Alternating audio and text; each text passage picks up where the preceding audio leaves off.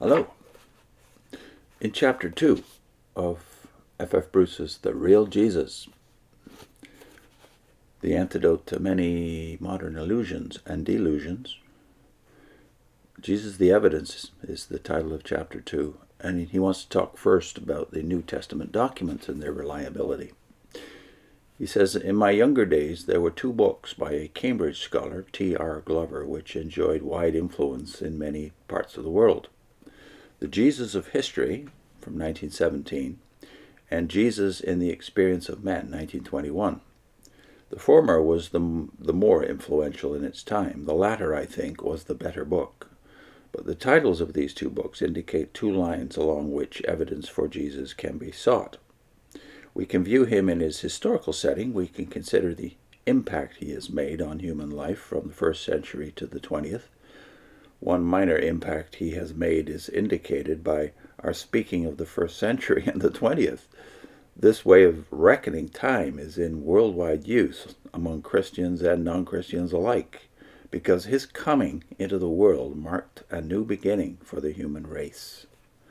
Here, however, we are concerned with the evidence for the historical Jesus. Our primary evidence for him lies in the New Testament documents. It's interesting to study the earliest references to him in non-Christian literature, but these are few and unimportant and need not engage our attention here. As for the New Testament documents, it is foolish to regard their evidence as suspect because they were produced within the society which confessed Jesus as Lord. It is more likely that the memoirs of any great leader will be recorded and preserved among his followers than among those who have no sympathy with him. Practically all we know about Socrates comes from Plato and Xenophon, two very different men who had sat at his feet. When we try to reconstruct the historical Socrates, we do not ignore the testimony of Plato and Xenophon because they were his disciples. We take account of that fact. And we also take account of the two men's very different capacities for understanding the master's teaching and drawing out its implications.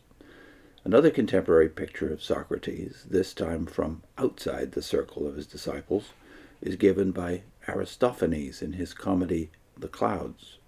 It probably represents what the man in the Athenian street thought of Socrates, a crackpot, not to say a charlatan, and is self-evidently a caricature. The earliest New Testament writings are the earlier letters of Paul. Paul never knew the historical Jesus, but he knew men who had been closely associated with him. About 5 years after the death of Jesus, Paul spent 2 weeks in Jerusalem with Peter, the most prominent figure among Jesus' disciples, and met James, the brother of Jesus, according to Galatians 1:18 and 19. Paul wrote no gospel, as the evangelist did, but in his letters he could draw where necessary on his knowledge of what Jesus had done and said. In particular, he reminds his converts more than once that in his first instruction of them, he delivered to them something that he himself had received, that is to say, at the beginning of his Christian career. And here he's referencing 1 Corinthians 8:1-5.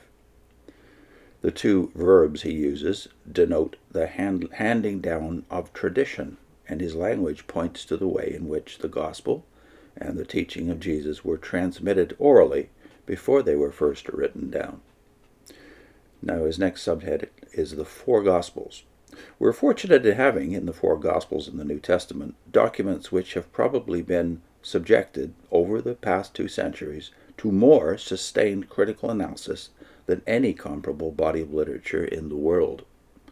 They may be assessed from the viewpoint of historical criticism. They can be related to all that is known about the position of Palestine in the Roman world in the early decades of the 1st century. Since Jesus and all the main figures in the gospel story were Jews, what we are told about them can be related to what is known about the Jews, and especially Palestinian Judaism in that period. The literary criticism of the Gospels is a fascinating study, largely stimulated by the fact that there are 4 of them, with much material that is common to 2 or more.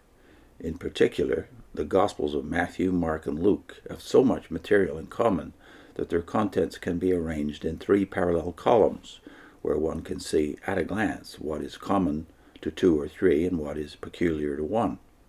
It is because they lend themselves to this synoptic presentation, that is, all coming from a similar perspective, that these three are called the synoptic gospels.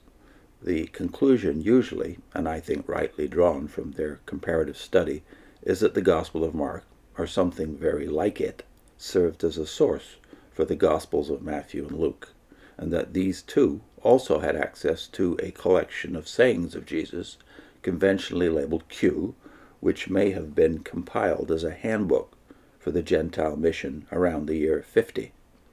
And these by no means exhaust the sources of information, written or oral, which were at the evangelist's disposal.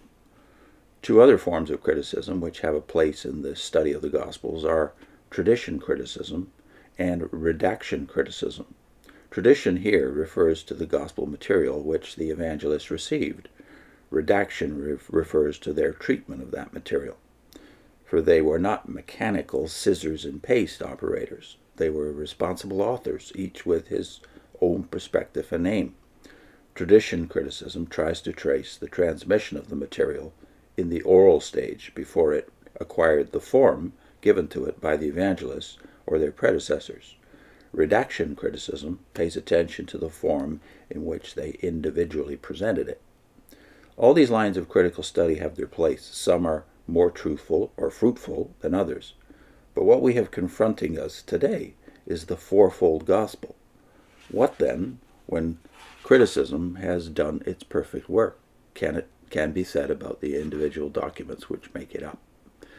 Mark probably wrote his gospel in the first instance for the Christians at Rome in the aftermath of the persecution which overtook them without warning under Nero, as a sequel to the Great Fire in July AD 64. In their bewilderment and disorientation, they needed to be reassured about their identity. This little book, containing the Christian Society's own account of the events which gave it birth, and in particular of the ministry and passion of its founder, had the character of a call to Christian loyalty and a challenge to a hostile world. It reminded them that to suffer for Christ's sake was not something strange or unnatural, but something rather to be expected. Jesus had not only insisted repeatedly on the necessity for his own suffering, but also on the certainty that those who were determined to follow him would have to take up the cross after him. As for the other two synoptic gospels, Matthew has the character of a well-arranged manual for the use of teachers. Its distinctive feature is the fivefold body of discourse material in which it collects the teaching of Jesus. At the end of this gospel, Jesus instructs the apostles to go and make disciples of all nations, teaching their converts to cherish and practice all that they themselves had learned from him. Christian teachers of a later generation who took up the torch from the apostles would have found in Matthew's gospel a handbook admirably designed to help them in their task. Luke, for his part, compiled a history of Christian origins in 2 volumes, the second volume being known to us as the Acts of the Apostles, at a time when Christianity was coming increasingly to the attention of people in places of responsibility in the Roman world. There were many garbled accounts of Christianity in circulation. Luke aimed to provide a reliable and orderly account of its rise and progress. Next time we work into the Gospel of John and the other books ascribed to John in the first century. I'll put in a link to a video we did some years back on why we can rely on the Gospel of Luke and Acts and not on the Watchtower. See you next time.